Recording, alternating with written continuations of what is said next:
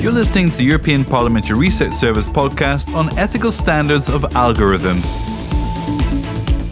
Algorithms are increasingly ruling our lives. Widely used in today's industries, they can decide who enters university, is entitled to family support, may be suspected of terrorism, and even match kidney donors with recipients. But how do we ensure algorithms are ethical and they're not taking biased decisions? Stay with us.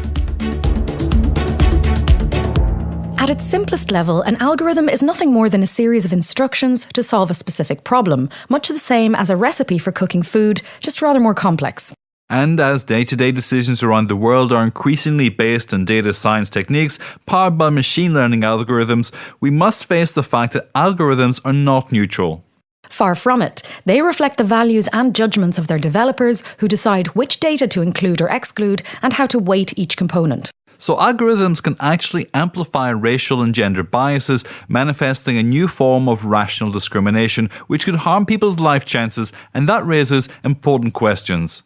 Notably, how do we ensure algorithms are ethical? And if we decide to embed ethical principles into algorithmic decision-making, which principles should these be? Who should decide on them? And how transparent to users should they be? In response to these uncertainties, some market solutions offering algorithmic accuracy, bias and fairness certification are starting to emerge, and the car industry is busy figuring out how to build moral judgment into the design of future autonomous vehicles.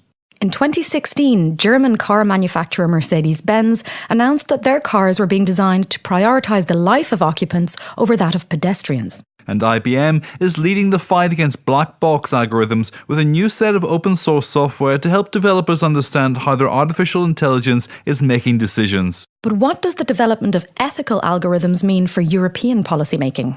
Well, EU policymakers should look into the development of algorithmic impact assessments and audit systems, which could eventually become a legal requirement in cases that could affect citizens' basic rights and freedoms.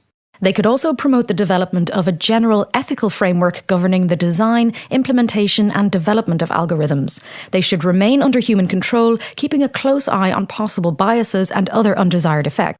The truth is, as a community of shared values and principles, Europe has a unique opportunity to set the new ethical digital standards by highlighting the need to protect personal autonomy and to render decisions made by machine learning algorithms more accountable.